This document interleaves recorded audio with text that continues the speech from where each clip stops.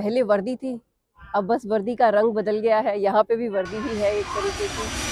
तो और बाकी सबसे देखिए लगन हर एक में होती है और उसी लगन के साथ काम करते रहते हैं। वहाँ पे हम एक वो देश वाली फीलिंग ज़्यादा होती है कि हाँ, हम देश के लिए काम कर रहे हैं। यहाँ पे थोड़ा-सा बेटियों को और पुश देने की ज़रूरत है और उनको सुख सुविधाएँ पढ़ाई के मामले में उनको मौके देने की थोड़ी ज़्यादा ज़रूरत है। घूंघट कोई नहीं, ये तो हमारे कल्चर का पार्ट है। उससे आज मैं यहाँ घूंघट पहन के बैठ जाऊँ तो भी मेरे अंदर जो भई नॉलेज है या मेरे अंदर जो गुण है वो बदल नहीं जाएँगे।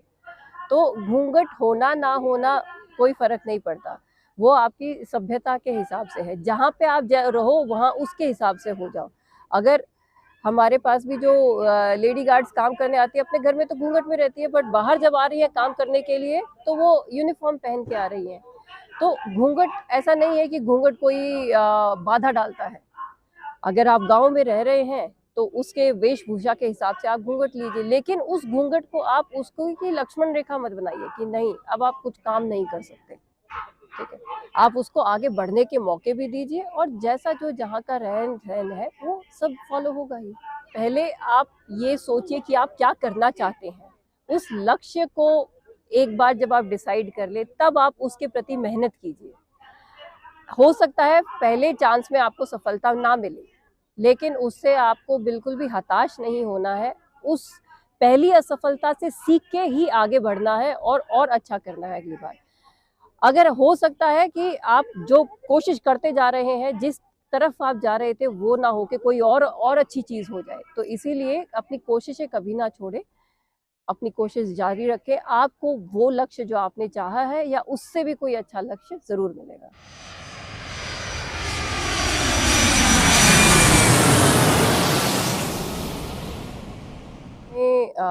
मेरा सफ़र की शुरुआत हुई रोहतक से, जो हरियाणा का एक शहर है। वहीं से मैंने अपनी पूरी पढ़ाई लिखाई पूरी की, जिसके बाद मेरा एयरफोर्स में सिलेक्शन हुआ और 15 साल तक एयरफोर्स में काम करने के बाद फिर क्योंकि मेरा शॉर्ट सर्विस कमीशन ही था, मैंने अपना पूरा टेन्योर किया। उसके बाद 2021 में मेरा एयरफोर्स का टेन्योर पूरा हो गया। 1 साल के ब्रेक के बाद फिर मैंने वेदांता ग्रुप जॉइन किया एज़ सिक्योरिटी मैनेजर। तो ये ही मेरी जर्नी है अब तक की। अंतर पहले वर्दी थी, अब बस वर्दी का रंग बदल गया है। यहाँ पे भी वर्दी ही है एक तरीके की। तो और बाकी सबसे देखिए लगन हर एक में होती है और उसी लगन के साथ काम करते रहते हैं। वहाँ पे हम एक वो देश वाली फीलिंग ज़्यादा होती है कि हाँ, हम देश के लिए काम कर रहे हैं। यहाँ पे हम क्योंकि ये ऑयल एंड फील्ड है तो एक ये नेशनल एसेट ही। तो यहाँ पे भी हम देश के लिए ही काम कर रहे हैं, बस इनडायरेक्ट तरीके से कर रहे हैं, एक कंपनी के थ्रू देश के लिए काम कर रहे हैं। यहाँ पे इस हार्श टेरेन में रहना कोई नई बात तो है नहीं मेरे लिए। फ़ौज ने ऐसी कई जगहों पे घुमाया है। तो यहाँ पे रहते हुए अब मैं इस सिक्योरिटी इंस्टॉलेशन को देखती हूँ, मुझे लोकल्स के साथ कनेक्ट करने का और ज़्यादा अच्छा मौका मिलता है और अपने देश को मैं सर्व कर रही हूँ एक दूसरे तरीके से। बहुत बड़ी चैलेंज जो है डिफेंस में वो फेस कर चुके हैं, तो यहाँ पे कुछ चैलेंजेस आते हैं? यहाँ पे चैलेंजेस जो है वो थोड़े अलग तरीके के हैं, क्योंकि जब आप एक मिलिट्री इंस्टॉलेशन में होते हो तो कुछ आपके अलग कायदे कानून होते हैं। यहाँ पे आप एक सिविल एनवायरनमेंट में रहते हैं, सिविलियंस के साथ डील करते हैं, जिसमें कि सब कुछ जो उनके ऊपर लॉ एंड ऑर्डर जो है वो सिर्फ पुलिस का ही हो सकता है। तो हमें जो है अब यहाँ पे लोकल्स के साथ कम्युनिकेट करके उनके चैलेंजेस को देखते हुए, उनकी क्या मुसीबतें हैं, उनको सॉल्व करते हुए, क्योंकि सबको साथ मिलजुल के ही यहाँ काम करना होता है, तो वो ही यहाँ सबसे बड़ा चैलेंज बन जाता है। महिला की बात अगर बात करें तो भाग्य में अपने आप में बहुत बड़ा फील्ड है, तो किस तरह फिर दिनचर्या जो रहती है वो क्या रहती है? भाग्यम की देखिए क्योंकि वहाँ भाग्यम फील्ड्स भी फैली हुई है, अलग-अलग जगह पे है, तो दिनचर्या वहाँ के वेल पैड्स की विज़िट, वहाँ पे जो गार्ड्स तैनात हैं उनके देखना कि उनकी मुस्तैदी देखना कि वो ठीक है कि और उस ठीक से अपनी ड्यूटी कर रहे हैं कि नहीं। वहाँ जहाँ जितने भी सिस्टम्स लगे हुए हैं वो सारे सिस्टम काम कर रहे हैं। हमें कौन से सिस्टम अपग्रेड करने हैं वहाँ पे, ये सब जो है हमारे नॉर्मल दिन की दिनचर्या का हिस्सा होते हैं। अगर हरियाणा और पंजाब की बात करें तो ये वो जगह है जहाँ पे कहते हैं कि आप भारी बीत या भूखों से कम नहीं। वहाँ के कल्चर में और यहाँ राजस्थान में क्या अंतर है? मुझे पर्सनली ये लगता है कि हरियाणा में थोड़ा बेटियों को बढ़ावा थोड़ा ज़्यादा दिया जाता है यहाँ के मुकाबले। यहाँ पे थोड़ा सा बेटियों को और पुश देने की ज़रूरत है और उनको सुख सुविधाएं पढ़ाई के मामले में उनको मौके देने की थोड़ी ज़्यादा ज़रूरत है, जो कि मुझे लगता है कि हरियाणा में थोड़ा सा बेहतर है।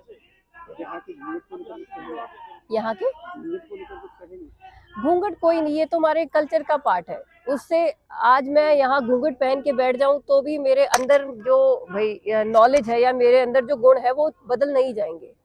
तो घूंघट होना ना होना कोई फर्क नहीं पड़ता, वो आपकी सभ्यता के हिसाब से है। जहाँ पे आप रहो वहाँ उसके हिसाब से हो जाओ। अगर हमारे पास भी जो लेडी गार्ड्स काम करने आती है अपने घर में तो घूंघट में रहती है, बट बाहर जब आ रही है काम करने के लिए तो वो यूनिफॉर्म पहन के आ रही है। तो घूंघट ऐसा नहीं है कि घूंघट कोई बाधा डालता है। अगर आप गांव में रह रहे हैं तो उसके वेशभूषा के हिसाब से आप घूंघट लीजिए, लेकिन उस घूंघट को आप उसको की लक्ष्मण रेखा मत बनाइए कि नहीं अब आप कुछ काम नहीं कर सकते। ठीक है, आप उसको आगे बढ़ने के मौके भी दीजिए और जैसा जो जहाँ का रहन सहन है वो सब फॉलो होगा ही। अब जब भी पब्लिक मंच पे पब्लिक से बात करते हैं तो क्या चीजें हैं जो हमेशा चाहते हैं कि वो पहुंचे? मैं जब भी ये ऐसा है मैं ये चाहती हूँ कि देखिए कि एक कोई भी लड़की या औरत आगे तभी बढ़ सकती है जब उसकी फैमिली उसको सपोर्ट दे। आप हो सकते हो आप में बहुत अच्छी, कितनी औरतें हैं या महिलाएं हैं जिनमें बहुत अच्छी काबिलियत है, वो बहुत अच्छे से कुछ कर सकती है, लेकिन क्योंकि फैमिली से सपोर्ट नहीं है, उनको ये लगता है आज मैं घर से अगर बाहर निकलती हूँ तो घर में मेरे बच्चों को या परिवार को कौन देखेगा। जब तक वो परिवार उनको वो कॉन्फिडेंस नहीं देगा कि नहीं आप बाहर जाके काम करो, हम घर भी देख लेंगे, उस समय तक जब आप वापस आओगे तो सब ठीक मिलेगा। जब तक परिवार उनमें ये कॉन्फिडेंस नहीं देगा तब तक कोई भी महिला या लड़की आगे बढ़ नहीं पाएगी। तो ये परिवार सबसे मिलके बनता है, तो उस परिवार को साथ देना है बस। वर्षों से भी रहा है कि समाज को पुरुष प्रधान समाज कहा जाता है। आप एज एचओडी है काम करते हैं, ठीक है, तो कभी लगता नहीं आपके साथ जो अंदर में जो पुरुष है वो इनसिक्योरिटी कॉम्प्लेक्स फील करते हैं? वो चला गया वो जमाना कि वो पुरुष प्रधान और ये सब। अगर आप देखें हमारी संस्कृति पहले ऐसा नहीं था कि पुरुष प्रधान या महिला प्रधान, कुछ इक्वल था। ठीक है, घर पे अगर कोई है तो ऐसा नॉर्मल भी अगर रहते हैं। ये तो अब क्योंकि इतने सालों के हमने सोच बदल बदल के अपनी हम ऐसे आ गया कि अब हमें पुरुष प्रधान महिला प्रधान ये बोलना पड़ रहा है। कोई प्रधान होना ही नहीं चाहिए ना, सब बराबर ही होने चाहिए। तो अगर मेरा बॉस भी तो एक आदमी है, तो मैं तो नहीं कह रही हूँ कि ये पुरुष प्रधान चल रहा है कि ये मुझ पे कैसे कर रहा है। तो जब मेरा बॉस एक, इतनी लिबर्टी होनी चाहिए कि मेरा बॉस भी कोई भी आदमी भी हो सके, औरत भी हो सके, तो मेरे नीचे काम करने वाला भी कोई भी हो सके, आदमी हो या औरत हो, काबिलियत के हिसाब से काम हो सके। मेरा आखिरी सवाल, यूथ जो है अभी जो कॉम्पिटिशन की तैयारी कर रहे हैं या जॉब के लिए तैयारी कर रहे हैं, उनके लिए आपका मैसेज क्या है? उनके लिए मेरा यही मैसेज है कि पहले आप ये सोचिए कि आप क्या करना चाहते हैं। उस लक्ष्य को एक बार जब आप डिसाइड कर ले तब आप उसके प्रति मेहनत कीजिए। हो सकता है पहले चांस में आपको सफलता ना मिले, लेकिन उससे आपको बिल्कुल भी हताश नहीं होना है। उस पहली असफलता से सीख के ही आगे बढ़ना है और अच्छा करना है अगली बार। अगर हो सकता है कि आप जो कोशिश करते जा रहे हैं, जिस तरफ आप जा रहे थे वो ना हो के कोई और अच्छी चीज हो जाए, तो इसीलिए अपनी कोशिशें कभी ना छोड़े, अपनी कोशिश जारी रखें। आपको वो लक्ष्य जो आपने चाहा है या उससे भी कोई अच्छा लक्ष्य जरूर मिलेगा।